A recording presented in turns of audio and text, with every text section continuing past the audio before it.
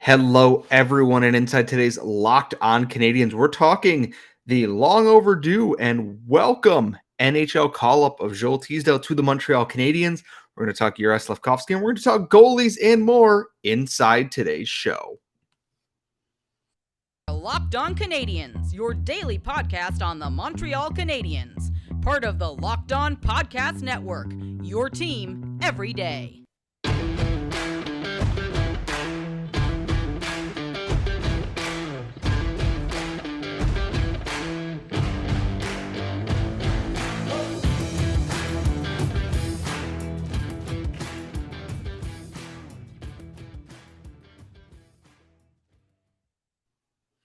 Hello, everyone, and welcome to episode 821 of Locked On Canadians. Today's episode is brought to you by Game Time. Download the Game Time app, create an account, and use Locked On NHL for $20 off your first purchase.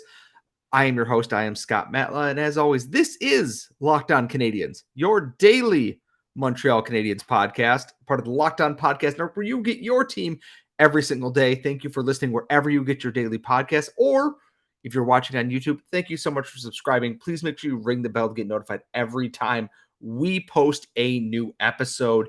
And the Canadiens, we're traveling today. And that usually means news is hit or miss, intermittent. After a big night for the Laval Rocket at Place Bell against the Scranton-Wilkes-Barre Penguins, Wilkes-Barre-Scranton, one of the two, the other Pennsylvania flightless bird team. And no, I don't mean the Flyers. They've been flightless for years. The Canadiens made their roster moves today ahead of the game against the Islanders on Wednesday. And I kind of expected, Corey Schooneman, one of Raphael Harvey-Pinard, a Jesse Alonen, an Anthony Richard, to maybe get a call up to fill those spots back in. And instead, what happened was a little bit of a surprise. They recalled Frederic Allard, who they had acquired at the trade deadline for Nate Schnarr from LA. And Allard is an interesting case because he hasn't been able to really crack the Rocket lineup because the Rocket defense has been playing so well. And that's not really his fault. Jaden Struble coming in and being as good as he has been is a huge benefit to the Canadiens. William Trudeau still being very good. Matthias Norlinder taking steps forward. Tori Dello being healthy makes it a crowded room. So letting him be called up, he'll play his first game at the Bell Center likely against the Bruins on Thursday before they go down back to the AHL is, it's nice. It's a little bit. I don't expect Allard to be re-signed in the offseason. I wouldn't be shocked if he is, but I wouldn't be surprised they let him walk because not the end of the world. The other call-up they made, they did not call up Ylonen. They did not call up Richard. They did not call up Harvey-Pinard. They didn't even call up Caden Primo, and we'll talk about goalies at the end of the show here a little bit because I have some thoughts on that. The Canadiens called up forward Joël Teasdale from the Laval Rocket, and I gotta say, it's been a long time since I've been this happy for a player, and there's good reason for this. Joël Teasdale has gone through a mountain of personal adversity is what I'm going to call it here. He was signed as an overager coming out of the QMJHL. He led the Rouyn-Noranda Huskies to a Memorial Cup and a QMJHL championship, I believe. And then he missed his entire first season of hockey. He came off a serious knee injury, and he missed. It was an off-season workout, kind of a freak thing. Did not play in the 1920 season. 0 games. Came back in and then had the 2020-21 season, which was the bubble year for the Laval Rocket inside the Canadian division there. And he was part of a line with Ryan Poehling and I believe Joe Blandisi, who put together a really strong showing for the Rocket in a team that won a Canadian division title. He ended up missing the final few games of that year due to another serious knee injury. And he would miss the start of next season, the 2021-2022 season, where the Rocket went on their deep, deep playoff run. And he was a big part of their offense down the stretch when they needed him. He ended up with 28 points in 44 games. A pretty solid showing for Teasdale there.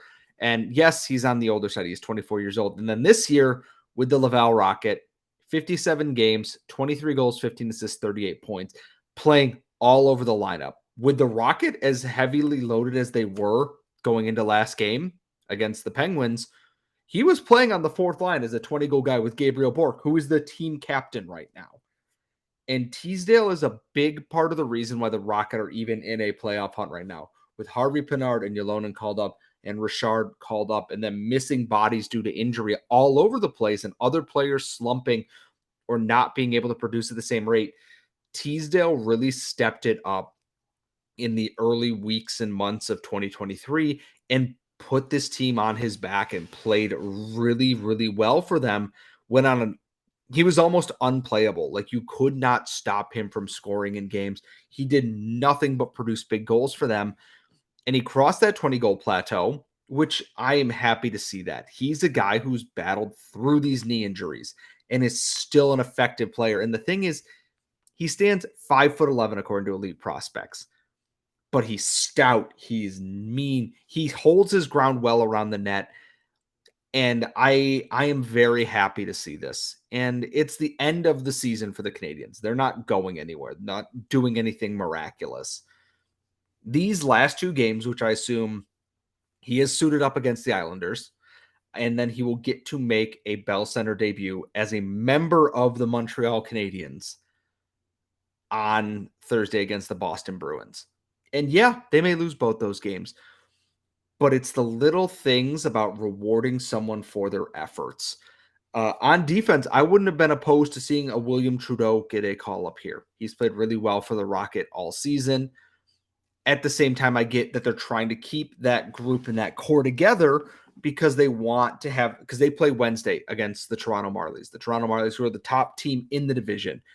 They want to keep their big guns there. And yeah, Joel Teasdale is part of that. He scores a lot of goals for the Rocket, but he earned this chance. He really did. And this is not to say Harvey Pinard and Jesse Ylonen did not earn their chances and aren't worthy of playing these final two games. They are. But this is Kent Hughes and the Canadiens doing right by this player. They've done everything asked of them and then some. And I think this is one of those big moments. He's earned the right to take that rookie lap, to put on the CH sweater for the first time in a regular season game and have that moment. And I am so excited for him. And our friend of the show, Checktacular on Twitter, I know is going to be absolutely beside herself being a big Huskies fan and knowing, the path that Joel Teasdale has taken here to the NHL. And honestly, I got to say, I'm all about it. It's a lost season, but it doesn't have to be lost on things that are fun. And Joel Teasdale isn't the only one, who's making a return to the ice or earning this spot here. Juraj Slafkovsky is back around the ice a little bit. We're going to put on our hindsight goggles and we're going to talk about his rookie season, and that's all coming up next. But first, I got to tell you, trying to buy tickets for a game sometime is a nightmare. Trying to get them last minute. Hey, we're going to the game. Let's meet up and have drinks. Trying to get a good deal for you and friends or family members to go and do this. It doesn't have to be stressful. It shouldn't be stressful. And with Game Time, it's the fast and easy way to buy tickets to all the sports, music, comedy, and theater events near you. And you can get killer deal on last minute tickets and their best price guarantee. You can stop stressing over the tickets and get hyped for the fun you are about to experience. You can get flash deals, last minute ticket sales, and they're easy to find and buy tickets for any kind of event. You want to go see a show at the theater? You're not sure about tickets? Game Time's got you covered. You want to go see one of the final NHL games of the year? Game Time has you covered. Baseball season in full swing. They've got you covered. And folks, Game Time is the place for last minute ticket deals. You don't got to plan months in advance. If you want to go spur of the moment, Game Time has you covered right up to the day of the event. And so right now, snag the tickets without all the stress with Game Time. Download the Game Time app, create an account, and use code LOCKEDONNHL for $20 off your first purchase. Terms apply. And again, create an account, redeem code LOCKEDONNHL for $20 off. Just download Game Time today. Last minute tickets, lowest price, guaranteed. We are back here at Locked On Canadiens. And I got to say, there's a lot better news than I was anticipating coming down the pipeline today. No, the Canadiens are still bad. No, they're not guaranteed the first overall pick. Yeah, the Leafs might win a round. It's all pretty, standard there. Juraj Slafkovsky has been back on the ice. He is starting to skate again as he recovers from his lower body injury. Clearly, there was not a quicker recovery here, and I think the Canadiens took their time with this. It would have been nice to see him with the Laval Rocket for this playoff run here, potential playoff run here, I should say. But I'm glad they're taking time here. He's probably not going to Worlds because he is, in fact, recovering from this injury, which is, it's a little bit frustrating because he thrives on that stage. And I think it'd be a good confidence builder for Slafkovsky to get back and play there with his fellow countrymen. I assume maybe Philip Machar will go if he is out of the OHL playoffs by then. I assume we'll see like Dalibor Dvorsky potentially there. However, we are 2-3 months removed from his lower body injury suffered against the Islanders, ironically enough. I'm going to go, and these are the hindsight goggles here for everyone at home. Yes, enjoy that screenshot forever because it is quite funny. Let's be honest here. And my question becomes, did the Canadiens handle his rookie season properly? And my first thought is him coming over to North America always should have been the plan. I think with where the Canadiens thought they were going to be in this season, him coming to North America made the most sense. And that I thought he could be eased into this lineup. There's no way that everything terrible is going to happen again. Exactly. It wasn't great. And I'm wondering, though, if not for anything else, if he should have gone to the AHL this year. And my thought is, I absolutely think that should have been the right plan. And I think there was a point in time, and I want to say it was the end of November, early December, with World Juniors right around the corner, that they were looking at this.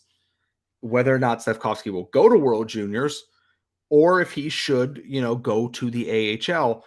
And I swear that we were on the cusp of it. Laura and I were continually panicking about this. And that, what are they going to do? What are they going to do? What are they going to do? And then I believe there was just a rash of injuries where they then could not send him down. They didn't have the ability to do so because they didn't have anyone else in the lineup. Caulfield was still healthy, but I believe Hoffman was out with an injury. Armia was out with an injury. They didn't have some of their AHL guys healthy either. They were also injured. They didn't have real options. So my thought was, I think they were very close to sending him down. And in hindsight, yes, hindsight again, that is what this whole thing is. This is not to say, this is what I wanted. Because I'm sure if you listen back, I said they should have kept him in the NHL. Let him learn at the NHL level. But if they're going to play him 8 minutes a night like Shane Wright was doing, then send him down. I'm curious what that would look like for both the Rocket and for, everything as a whole here, because it feels honestly that it would have been a great fit. It would have given them the confidence in there, because I watch Emil Heineman right now coming over from Sweden, where he struggled in his time in Sweden there in this season. He has the talent to be offensively capable, did not produce that same level, has come over to the Rocket and is playing at a point per game pace. His streak of points ended in the last game, but he looks like a rejuvenated player.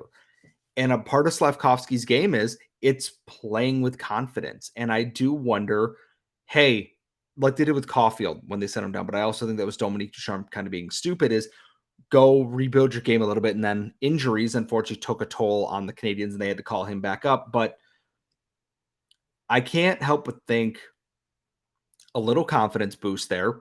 go and, play 2 weeks worth of games with the Rocket, usually 5 or 6 games in that time span.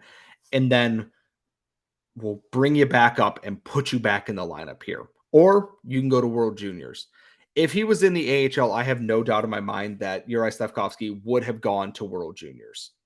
But he wasn't because of injuries, and the Canadiens really couldn't afford to spare him because they didn't have any spare bodies without stripping the Rocket down to the studs, basically. More so than they already had. If I had had my way now, looking back at it, yeah, probably some AHL time. But with the way the injuries just shook out this season, it's such a freak occurrence that I do not think they could have ever predicted this. And that, unfortunately, it probably hampered their development plans for Slafkovsky. He hasn't changed who he is as a player. He can still shoot the puck. He can still use that frame. He's learning.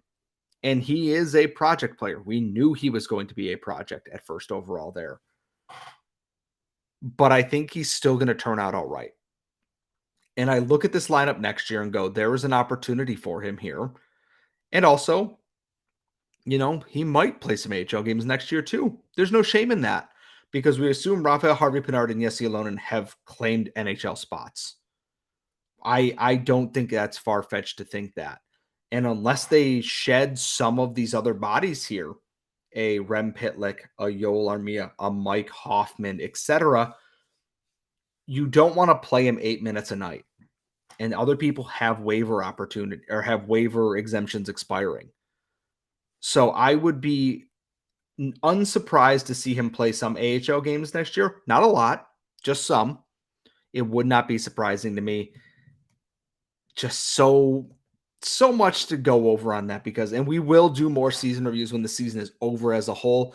But I know this has been a hot topic of conversation around here and also a hot topic of conversation around the NHL and everywhere else. The Leafs and their goaltending. What is going on with that? And can the Canadiens do something with that for their final 2 games? I'll talk about that and more coming up next. We are back here at Locked On Canadiens, and tomorrow's Wednesday. Have my days all thrown off here. We're going to talk goalies a little bit here because Toronto has put together an extremely unique situation here. And it would be me as a fan going, wow, that's cheating what they're doing. Honestly, it's kind of smart, even if it's biting them on the butt a little bit, in that Toronto purposely created their own emergency situation in which they did not recall Joseph Woll. They called up Wayne Simmons and created space to sign Matthew Nyes to his entry-level contract. They wanted to then use an emergency call-up on Joseph Woll to back up Ilya Samsonov in what would have been that game, I believe, against the Canadiens, because Nyes signed the next day and they created the cap space for that. And the league said no, because Toronto could have called up Woll and opted to instead sign Nyes and recall Simmons, etc. And they went, absolutely not. And then, of course, the whole Jed Alexander thing happened. It was cool. Against the Panthers the other night, they were still not allowed to call up Joseph Woll because they created their own emergency situation and signed another ATO goaltender to back up in that game from the OHL. And ATOs can only last 1 game in the NHL. You were there as an emergency option, like emergency option. Tonight, playing against Tampa Bay, this being Tuesday night, they were finally allowed to recall Woll because Ilya Samsonov is not healthy enough to play. He was banged up against the Habs and he played through the Panthers game. Definitely not healthy. And they now have another ATO goalie from the Windsor Spitfires backing him, Joseph Woll, up tonight in Tampa Bay.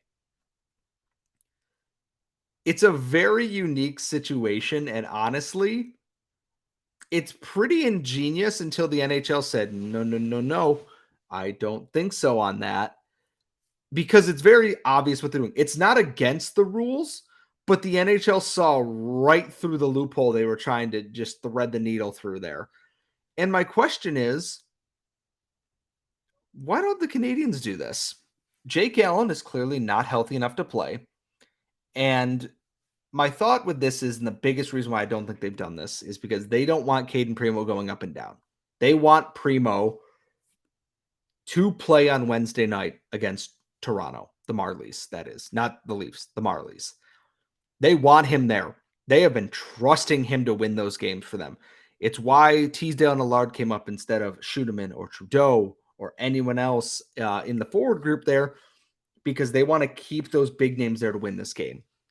And my thought is, Jake Allen is healthy enough to travel, probably healthy enough to do warm-ups, definitely not healthy enough to play. Or else I assume he would have started one of these games down the stretch here. So my question is, if Jake Allen isn't healthy, what can the Canadiens do without recalling Caden Primo? And their options are twofold. Well, three, depending on if they go the Leafs route and create their own emergency. But Primo is available and they have the cap space for it, so I don't think that one counts as an emergency. The first thing they can do is take someone on an AHL deal right now and turn that into an NHL contract and say, sit on the bench, don't do anything stupid. They have 3 goaltenders on AHL deals right now. Joe Vrbatic, who is one of their own prospects, Kevin Poulin, Philippe Desrosiers. Jakub Dobeš is signed to an entry-level deal starting next year and is on an ATO with the Rocket right now. And Caden Primo obviously has an NHL contract. Out of all of those, I'd be interested to see if they would promote somebody. Do you call up Vrbatic and say sit on the bench? Do you call up Poulin, sit on the bench, and have Dobeš be the backup? Or Philippe Desrosiers, who ironically took Samuel Montembeault's job in the minors years ago with the Springfield Thunderbirds, which would be a very fun reunion for that. And their other option, as far as I can tell, would be to sign Frederic Allard. Burn a year that ELC and tell him to sit on the bench behind Samuel Montembeault. I don't think that's going to happen, because if they were going to sign Allard and do that route of things, they would have done so already. They still have to sign him if they want to keep his rights. Otherwise, he will go to UFA or free agent status, and the Canadiens will lose his exclusive rights. I kind of want that one because it's the most chaotic. He's going to come over. He's going to have his European pads, which are plastered with advertisements and everything. And I kind of want to see it. Just because Frölunda's colors being red and green and white with the advertisements on there is going to look amazing with the Canadiens jerseys. Not amazing in a good way, amazing in a what the hell is that kind of way. Or they can, just sign anyone off the street, apparently. I don't think they're going to do any of these things, unfortunately, though, because there's still only 2 games left, and Jake Allen is healthy enough to travel with the team. The only thing I can see them doing is when they go back to Montreal for the game against the Bruins, recalling Caden Primo. He doesn't have to play against the Bruins. He shouldn't play against the Bruins. And then just have him sit the bench. Jake Allen will be out. And then he goes back to the Rocket and plays on Friday night against the Syracuse Crunch in the last Rocket game of the season. It's a fun theory to think about. I am happy to be corrected if I've kind of got my timelines on things wrong here, because this whole CBA bit, it got a little bit confusing to me, because I'm like, hold on, they're being allowed to do this despite doing this, despite doing this and doing this and doing this and doing that and that. It's confusing, but I understand how Toronto was going through and doing all this. I personally would love to see the Canadiens get creative with their cap space like this, because there was the year they signed Caulfield. They didn't have space to call him up because of their cap things. Make it work. Get creative. You have a guy for this. And John Sedgwick's very good at what he does. Let's get creative. Let's get chaotic, because that's the best way that hockey goes.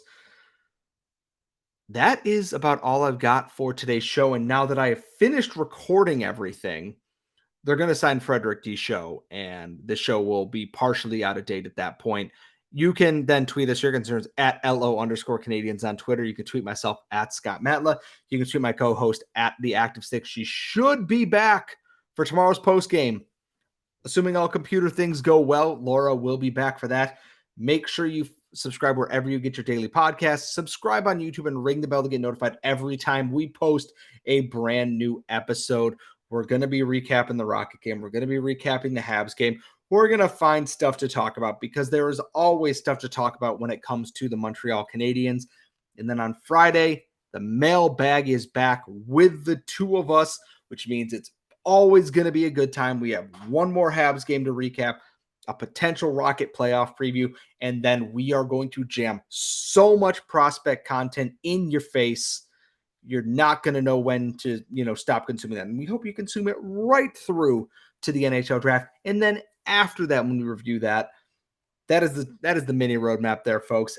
I've been your host. You've all been wonderful, and we will see you all next time.